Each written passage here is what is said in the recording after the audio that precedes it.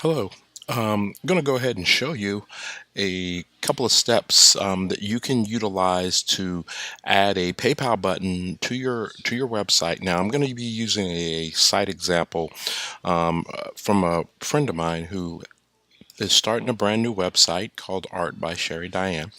And what we're going to do with that is we're going to add a PayPal button. Now, I'm going to load the website up here and just show you really quick an example. Cut Birds of Paradise. This is photography on canvas, aluminum and acrylic landscape is what she's looking to sell. And she can't sell because it's as beautiful as the canvas is. It's empty here. There are no PayPal buttons. Now, what we're going to be constructing, I've already done one, is a button that looks like this on the page, more or less, where we have a buy now button showing people the various types of currency that can be, various credit cards that can be taken. There's an option to pick variations of sizes. Now let's go ahead and dive into how that happened. So I'm just going to go ahead and copy this name, Cuts of Paradise, and then I'm going to go into PayPal. And you want to have a PayPal account. So if you don't have a PayPal account, you definitely need to set up one if you plan to integrate PayPal buttons into your website. So go to business.paypal.com. That's business.paypal.com. That's how you'll get started. If you already have one, you go to business.paypal.com, of course, and log in. After you're logged in, head over to the Tools menu and go to All Tools. Let's let that load up really quick here.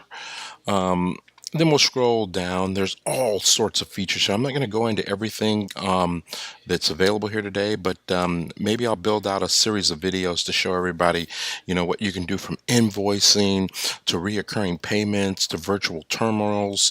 This has just got a whole bucket load of stuff that really helps small business owners maximize on e-commerce. So let's jump right into the PayPal button. So I'm going to choose Open.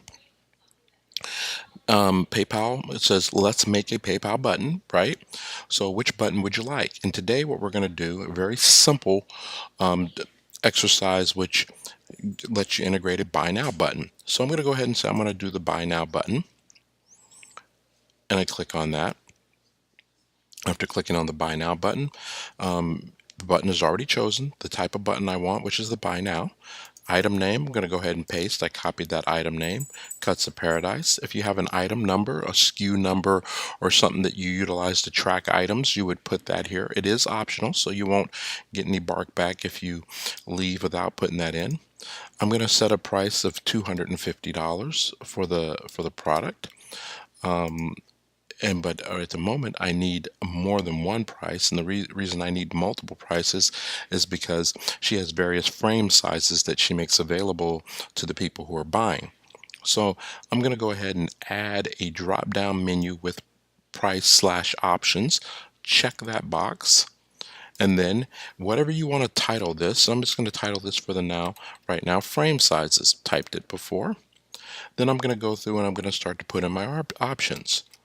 Large, and if large is, let's say, 450, we'll put in 450. Medium, if medium is 350, we'll go ahead and put in 350. And then small, and in this case small might be the 250 price. So go ahead and click done, and in my menu it's built from 450, 350, 250. This is what consumers would see on the website. Okay. If you have additional fields that you need to apply to it, I'm going to go ahead and add a text field. Let's say you want to allow customers to give you special instructions. I'm going to go ahead and type in special instructions and hit done. This is optional, so it doesn't have to be done. If you want to also have a field, add another text field. Maybe I want to capture the email address of the person. Okay, so I'm going to go ahead and capture that as well and say done. Now, At this point, we have a button. If you want to add any specific shipping options, you could go here and add shipping options. I'm going to build another video that talks about how you can get really granular and complicated with your shipping options, where you use shipping calculators, and determine pricing for people based on where you're shipping to. In addition, if you do have shipping as an option, and you have two different options such as pickup versus shipping, then what you could do is you could go back up into these various frame sizes and just you could say this is all pickup, means they pick up the material. Okay, so you go ahead and add the word pickup to it. These are your field labels, so you can put pretty much whatever you want in them. You don't have to worry, it's not going to obstruct anything. But then you can go in and just going to copy this, paste it, and then you might say something like delivery. And then let's say delivery is $20. So instead of it being $4.50, it's $4.70, adding those two together. And then you can go with medium delivery. You know, put that in really quick. We said $20 more, so that would be $3.60. And then we could go with small. Oops. Small delivery, $20 more, and that'll be $2.70. So we say done. So now we have pickups as one option, getting delivery as another option, and then you don't have to mess around. That's of course if you have fixed delivery and you're going to cover, all the United States at one price point. That's fine. If it gets more complicated than that, then you might have to take into consideration that you need to use the shipping calculator, which I'll show in another video series. But right now, let's go ahead and create the button. So when you create the button, PayPal dumps you into a page where you can select the code. So let's go ahead and select the code, right click, choose copy. Now we're going to head back to the website because basically they want you to paste this into the website. Now I'm going to go to the back end here, and I don't just generally, in using WordPress, this is a WordPress website that we're going to be adding the code to today. When it comes to adding form code into a WordPress website, I highly recommend that you install a plugin called XYZ HTML. XYZ HTML will allow you to embed code, JavaScript, CSS, forms inside of a snippet that uses what's called a shortcode. And I'm going to show you how shortcodes work here, but these are the shortcodes. And you see I already have a couple going here. So I'm going to go ahead and add a new HTML snippet. I'm going to click in my HTML code area, right click, paste. There's that code. Now I'm going to go in, and it wants me to give a tracking name. It is in your best interest to name it something identifiable. Copy. I'm going to go back to my little snippet tab, paste in that name, Cut Birds of Paradise. That's very identifiable. Create.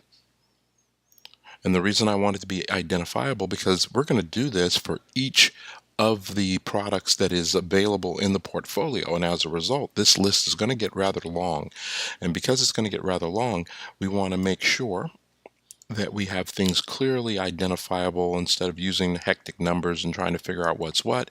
The tracking names are very, self-explanatory. So I'm going to go ahead and copy this snippet of code, highlight it and copied it. Then I'm going to go back into my client's, my friend's portfolio. And of course we're using the same name. Now, In this particular website, we're using something called Huge IT Portfolio. This is the free version of it. There is a commercial version of it that is truly awesome. But one thing we're able to do in the free version is we're able to embed shortcodes right inside of the couple of typos here we're going to correct. We're good there. Okay.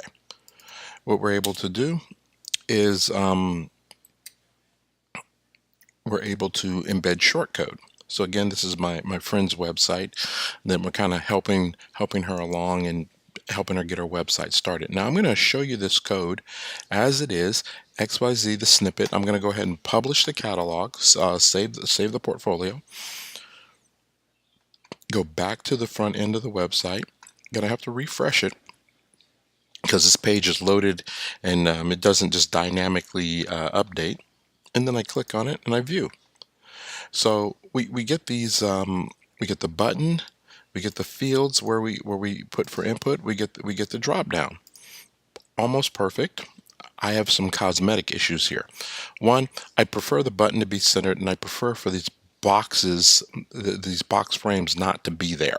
Okay, so I'm going to go back into my portfolio, and what I did, being I'm a web developer, I created a class, div class equals PayPal.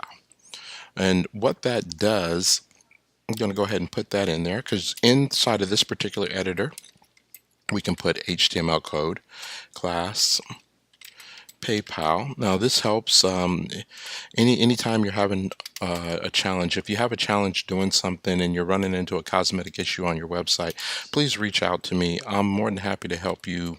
I'll give you a couple of little code snippets and tell you how to integrate it into your website. But in this particular case, I created a class called PayPal, and I'll show you what I mean in a second here, but I want to show you the cleanup. I'm going to save the portfolio. Going to go back to the home page. Go ahead and close this out. Refresh the page. Remember, every time you make a change in an edit, you want to refresh that page because you're just looking at cached pages if you don't. And this is much more pleasant. I have the frame sizes. You're able to pick the size. I have some special instructions the site visitor can add. We're asking for their email address, and then they hit buy now. So we're collecting a lot of good information for you. This is the proper presentation. Remember, we started off, we just had a blank page there. Okay. Now, I did promise that I was going to explain what this class PayPal is doing. I just want to give you a little education. Inside of this website, we add something called custom CSS and JS, which is the ability to add in custom CSS classes. A lot of different things there, but one thing I did do is for the PayPal input, which is the input button that people click. It was close up to the top and it was all the way to the left. So I used some CSS class that says margin left and right or auto, which will force that element to center. And then I didn't like the closeness of it, so I added a margin top at 8 pixels, which pushes it down. Then there was some table data. The way PayPal presents the button is in a table, but in our particular website, in our template, in our theme, tables are supposed to have borders. That's not good, and that's not a good visual presentation. So as a result, using my CSS class of PayPal with the TD, I said border must be none. That turns off all the borders for me. Of course, I know how to write CSS, so that works out. Now, one last thing I want to cover here that's very important is going back to PayPal and under the code. I'm going to go back and go back to edit this button. I'm going to edit this button. Takes me back to the edit page, and there's some advanced options here. Okay. Advanced options that I want to focus on in this particular video is what happens when a customer either cancels the order or when they finish the order. When a person cancels an order, you just don't want to leave them in limbo. You want to take them to a very user-friendly cancel page.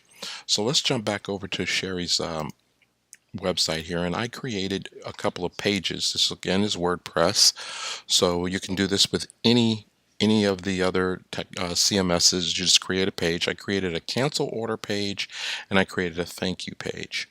Let's start with the thank you page. I think I left it empty. I'm going to put a little note here.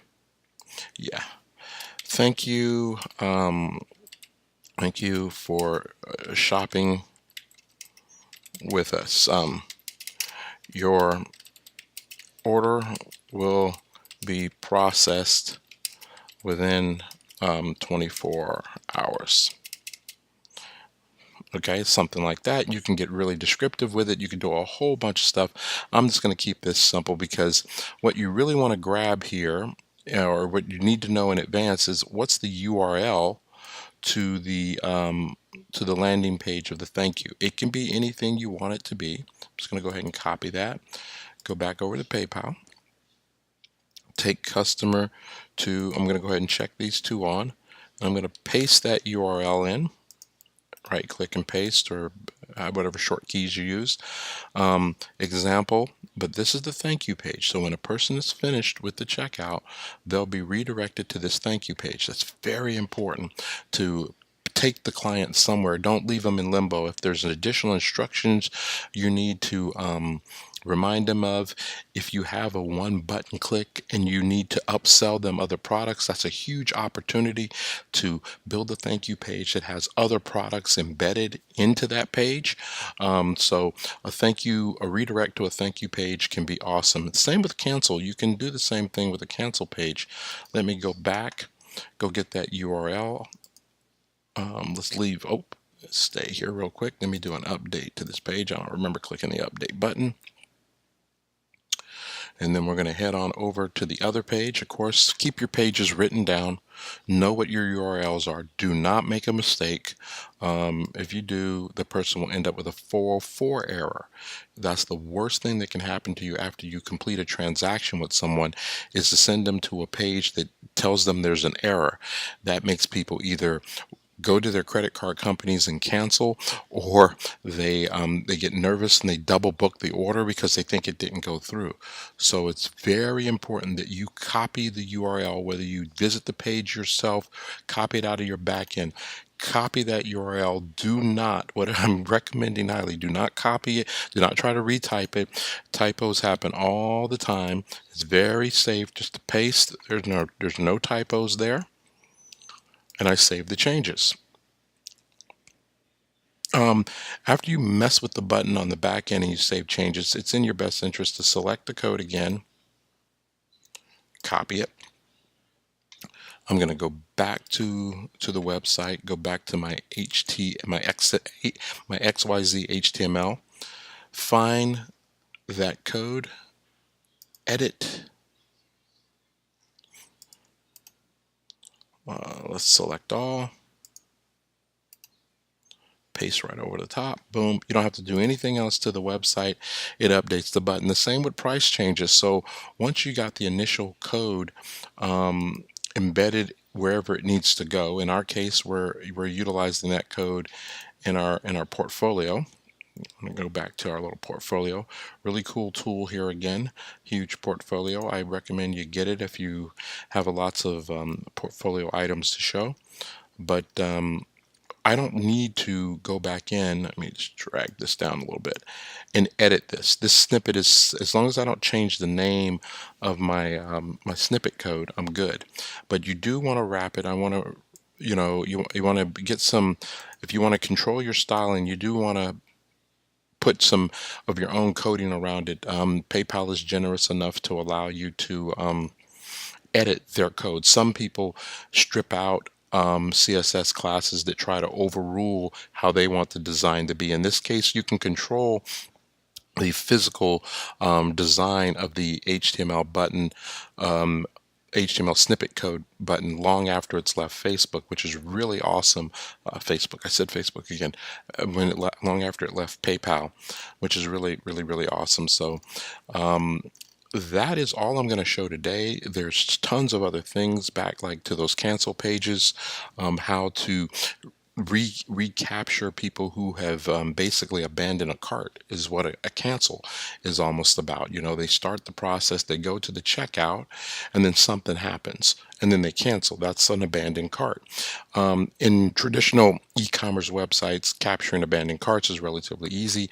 When you deploy PayPal as your commerce solution, you can utilize Facebook pixels and retargeting tools coming from Google AdWords to even Twitter, to capture an audience of people who are abandoned a cart. But that's a different video series. I just wanted to cover today that you get the PayPal button integrated into a section on your website, and we're going to continue to utilize this website to show different features and stuff as it transforms into coming from a website under development into a website that is live and ready for the public to access and use.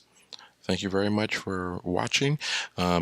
Do comment, ask questions on the video, and share with friends that might be curious of how things like this get done. Have a good day.